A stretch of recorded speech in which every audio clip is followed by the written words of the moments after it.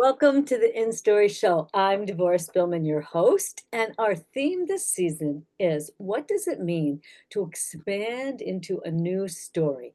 And how do you stop hiding your spiritual gifts and dare to be seen for who you really are by saying yes to your soul and telling your story?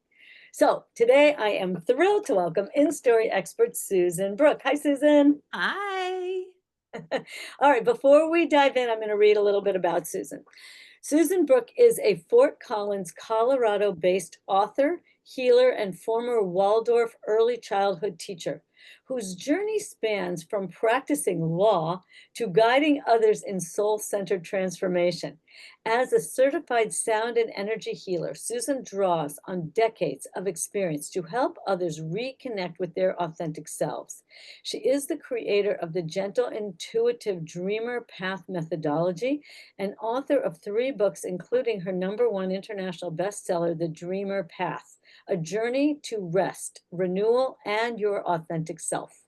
Susan's work weaves together wisdom from teaching, healing, and personal exploration to inspire others to awaken their inner dreams. Ooh, so good. All right, so I'm going to ask you what I ask everyone else. First of all, Susan is part of the In Story Way year program, and I am particularly honored and inspired when the women of InStory share their stories. And you're all going to have to start with the same question I ask everybody on this show this season, which is what does it mean to you to expand into a new story? Okay. Well, that is that is that is my life, I think. Um, but I think for me, the first step, and we address this in our in-story gathering as well, is that to first see where I'm stuck.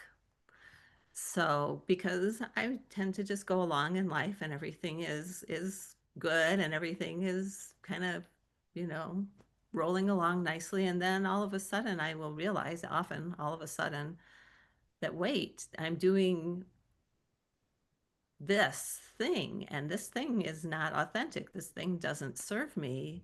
So then I have to kind of go in. So first contract, I think, and go in and look inside and see where I feel it in my body and what stories are connected with it, what can be transformed, and then bring the transformation, the expansion out into the world. But it's kind of like a breathing. First, it's like an in breath and then out. You know, breathing is a great example for a metaphor for expanding into a new story, isn't it? Mm-hmm. Like like you can have no attention on your breath and it can be very constricted. And if someone raises your consciousness, you can change how you breathe.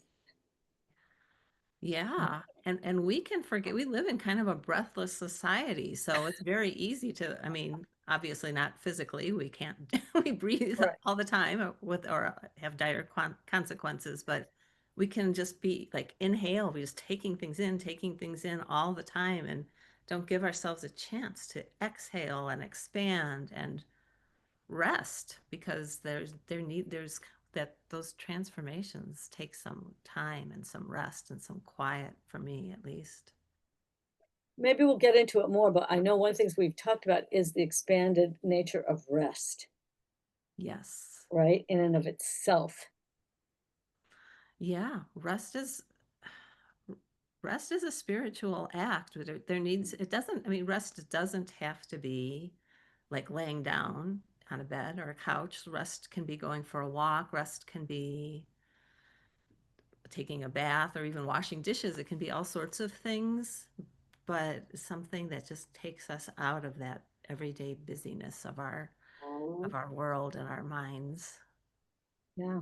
Yeah. It's interesting because each person I talk to who talks about what does it mean to expand in a new story has a different energetic, qualitative feeling to what that means. And I know you do a lot of things that are embodied and feeling the body, but when I talk to you about it, it makes me feel this sense of ah, that I can expand because I can let go somehow.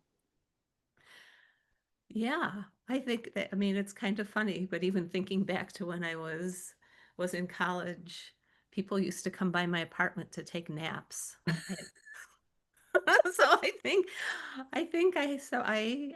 I have that energy that, oh, not that I've always gotten enough rest myself. I'm doing better with that, but that gives people that space to rest and Yeah. breathe out.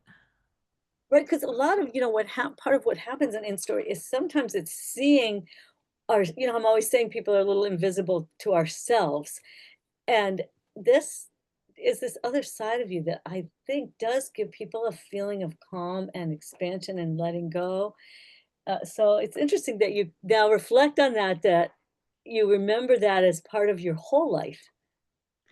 Yeah, it's funny. It's not it's just not necessarily what I would think of as a superpower, letting people rest, but it could be. It could very well Yes, be.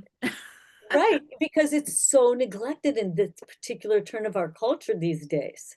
Yes. So all right, well, we might come back to that, but I love that. So I would love for you to share kind of a turning point story that you feel has really made a difference in your life. And because we talked about it ahead of time, I know this is not your very first turning point story, how you went from being a lawyer to a spiritual teacher, but that was last interview.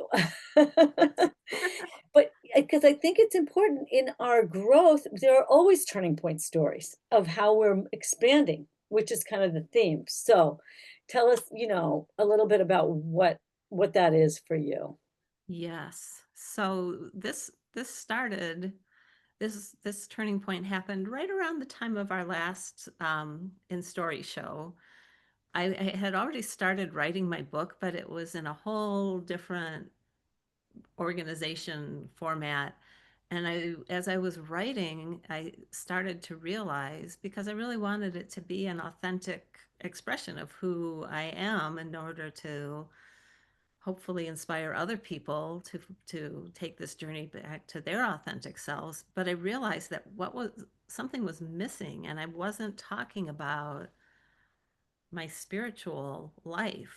I had this rich inner life that I just never talked to anybody about, or I worked with angels and other higher beings. And it's part of my, I mean, it's been part of my everyday life for over 30 years, but I never, I never said anything about it. And I was like, well, that has to be in the book and that needs to be spoken. So when we had our, not our interview, but the group to talk, whatever that's called, I said it. I spoke, I talked about that, and I shared it in a couple other places as well. And within a few days, this I got this download, this whole structure for my book, this whole dreamer path structure just came to me. I mean, there was a lot of work to do to get the book put together and organized and written, even though it was there, some stuff was written, but it needed to be totally reorganized. And but that just came like that. And I really feel like it's because I found, well, first I noticed that I was not doing this, that I was stopping myself, and then I found the courage to speak it, in a loving space. I wouldn't necessarily, go to the grocery store and start talking to the people in line about about it. Maybe I would, but probably not. But having a safe and supportive space really makes a difference. I think that's so true because I often say we carry the wrong audience around in our head. And coming into InStory, didn't say a little bit more about how you became able to even say anything to us? Like before you said, like just what and then I probably will have you tell that story about your 50th uh um high school reunion, but because I want to show the counter. Because when you came into InStory, it was not a risk that these people wouldn't understand what you said, right? But didn't it still take a little bit before you even told us? It did, but I also knew, I mean, it's, we don't all, it's not like we all think the same way and everybody works the same way that I do, but I just knew that it was a really loving and supportive group and that I would be cheered and supported for speaking my own truth. And we we really need places like that. I think we all do. And yes, I mean, it is easy to judge ourselves by the voices in our head, what we think they're going to say. And yeah, and I was telling you before we started that that one guy who I hadn't seen since I graduated from high school 50 years ago had asked to see my book, and I gave him a copy of it. And he came back a couple of days later and he said, your book doesn't really make sense. What are your qualifications? And, and I was kind of taken aback in the moment but then when I thought about it later, I was like, oh, he's just not one of my people, and that's fine. I was really okay with that. But I think there was a time when that would have like just upset me forever, for ages, at least not forever, but for a long time. Well, I think that's why for a long time you didn't tell anybody. Yes. Like, for how many years you said you talked to angels and you didn't tell anyone? No, no, not even like in my Waldorf world where people did somewhat talk about angels, but not in such a personal way, I don't think. I mean, at least not to me. Maybe because I never talked to them about it. Who knows? But there was a sense there were so many of us that we couldn't talk about it because we would be disapproved of, Yep. right? Yes. And that, like you said, that disapproval, there were times when that disapproval was so potentially devastating, it wasn't worth risking it. And probably because guess what? When you were a little girl and you tried out these things on the adults around you, didn't necessarily go so well, right? No, there was no room for angels or spirituality or yeah, any of that stuff in the people that Clearly, I because was they around. made you be a lawyer. How did you? I know you told this story before, but doesn't it seem crazy now that you became a lawyer?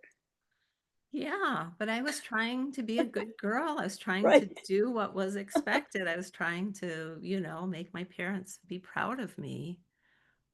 Which is clearly why you didn't tell them that you could talk to angels. Right.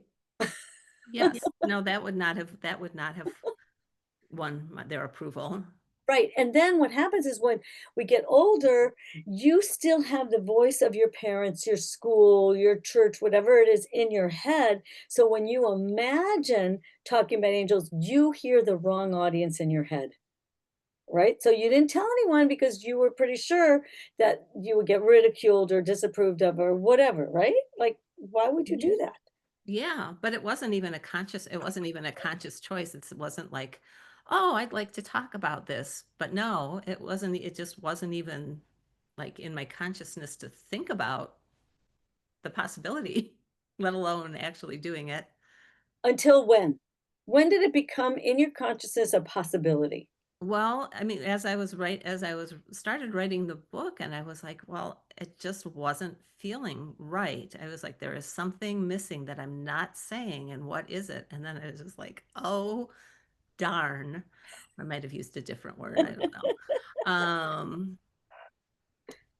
It's the angels. They're all of this stuff, it's so much part of me. If I'm going to share my authentic journey, so as far as it's come, then this is part of it. And so find the courage to say it, to speak it first, and then I started writing it and wove it in to my wove it into my book.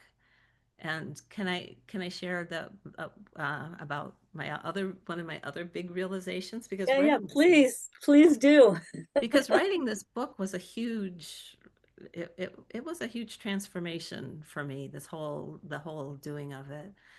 And a lot of it is about the divine feminine. But as I was writing again, I was like, well, wait a minute, something's missing here. What's missing? And then I was like, well, it's the divine masculine, because there's a lot of toxic masculinity, but the divine masculine, this like ability to act in the world and do things and make things and give them form, that if you just have the feminine and don't have the balance between the two, then that's then that nothing's gonna get brought out into the world. So then I started thinking about it, and it's like, well, wait, I actually have a lot of this divine masculine in me because I this is something that I do. If there's something that I am committed to, like writing this book, I will do it. I will do the steps. I will go through the driving me crazy, figuring out the technical whatevers that need to be done to do it, and just take the time because even though I had this like kind of bare structure for my book, it was a lot of work. It was a lot of work to write it. I mean, it was good work, and it was, like I said, transformative. It was an expansion for me. But yeah, so now whoever is listening to me or reading my book, they know these things about me. And I know them about myself too, because especially that whole thing about the balance between the divine masculine and feminine. I mean, I think of myself more as like an earth mother kind of person, which I think I am, but yeah, but to recognize that other balance, that other side it is good and important. I agree, and I was saying to you, like, as we were getting ready for the interview, I was saying it's a very unique combination to be that Earth Mother channel flow and have been a lawyer too. Like, have that structured divine masculine aspect of yourself that can actually get a thing all the way done. I think sometimes people have I can get a lot of things done, but I can't get it's not my thing I get done. Like, I can get other people's things done, or I can get my own thing, but I can't get it done.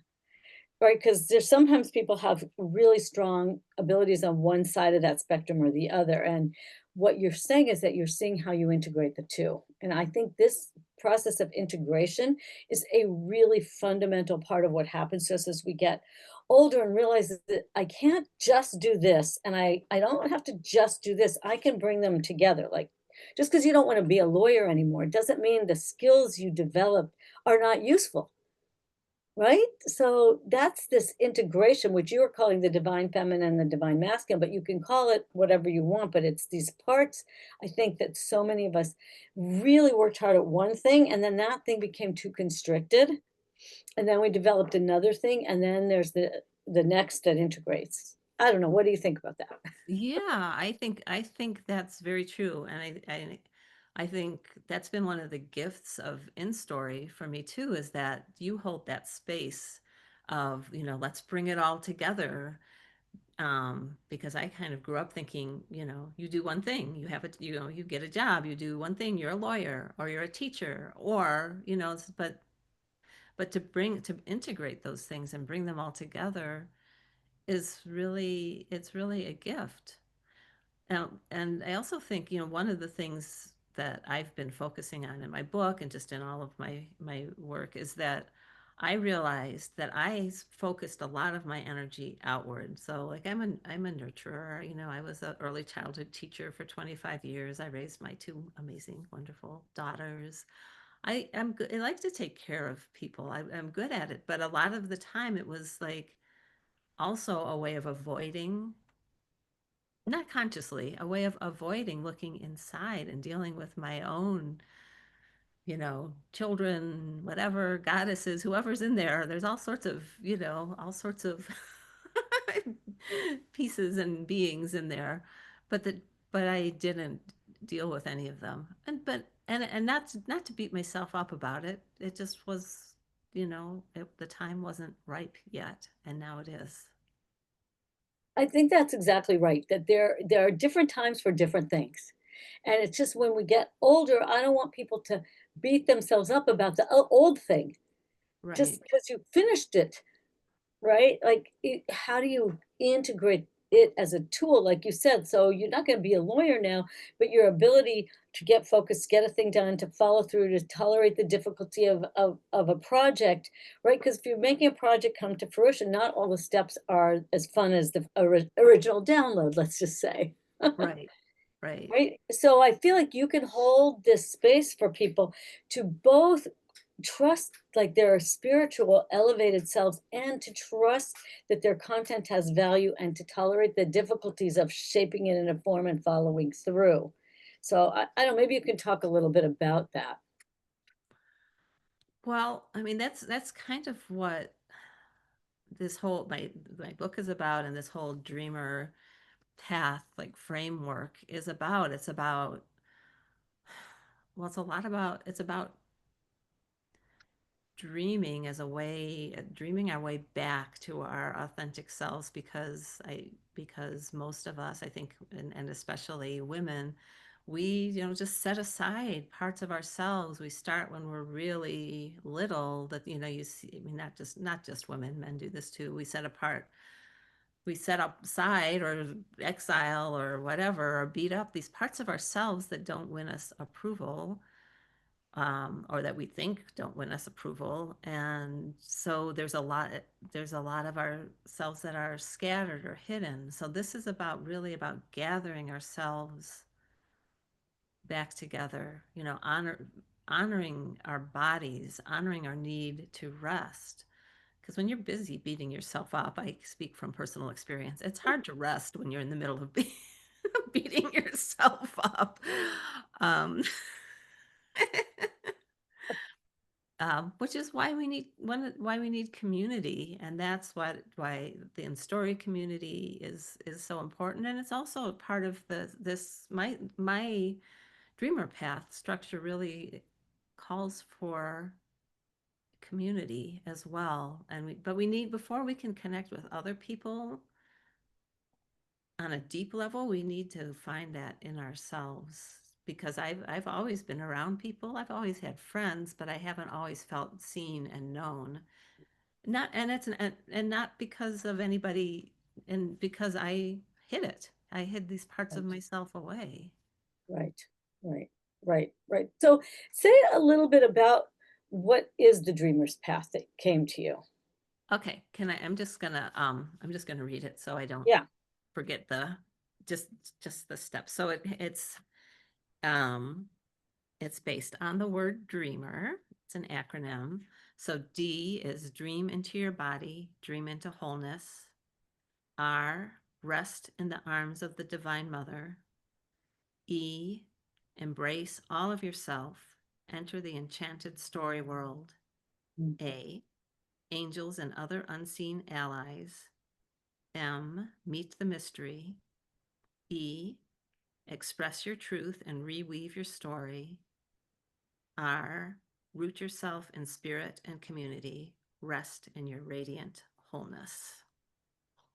That's beautiful. I just love that so much. And this is kind of what downloaded to you as a path for being one's authentic self, right? Like, isn't this part of what came Yeah. to you about the wholeness? Yes. This is. I mean, it kind of, got tweaked here and there, but that was the basic framework. And dreams have always been a huge part of my life, and my, dreams, like dreams at night, but any kind of dreams, daydreams. And it was funny because my first book it's a fantasy novel, but it's called Beyond the Land of Dreams. So it's like, oh, dreams. It's a theme. It's a personal theme in my life. Um, Dreams and rest.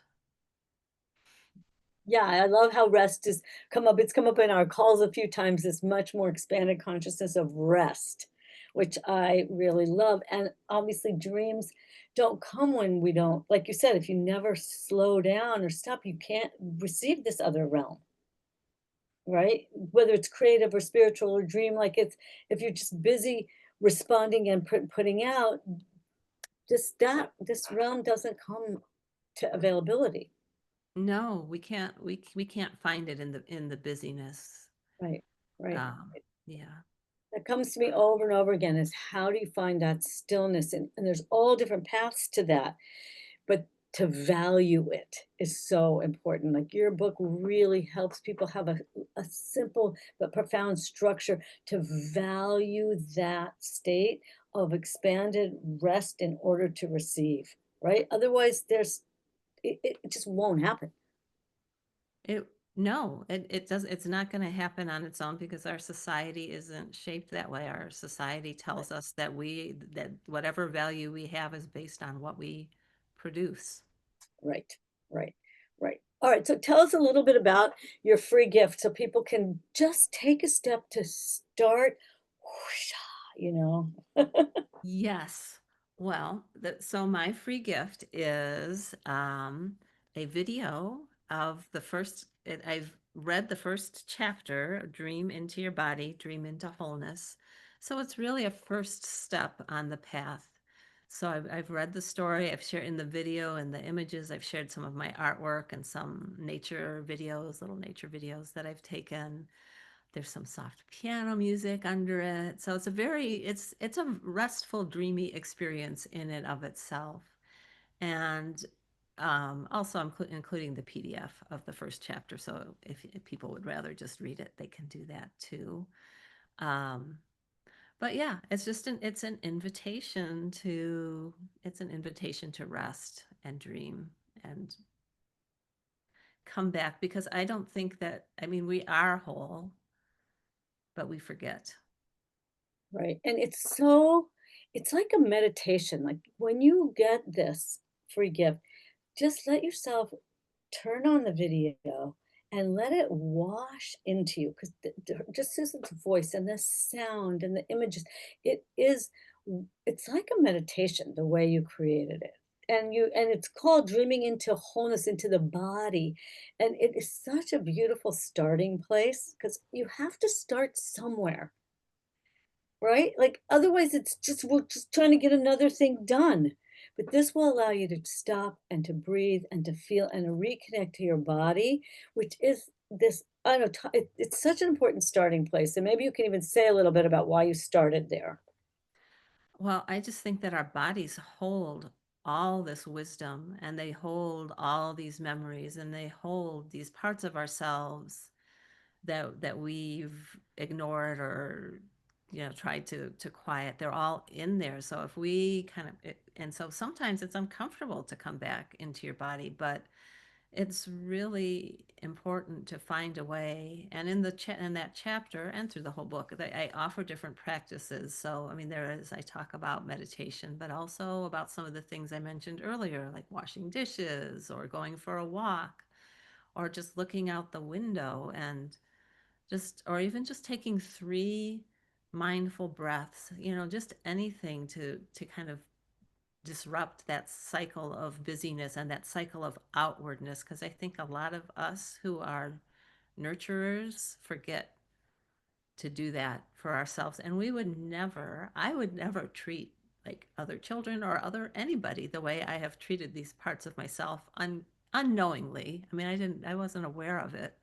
But once I was aware of it, I was like, no, this part of myself needs some love and needs to be held and needs some rest and maybe, I don't know, needs an ice cream cone, who knows? But um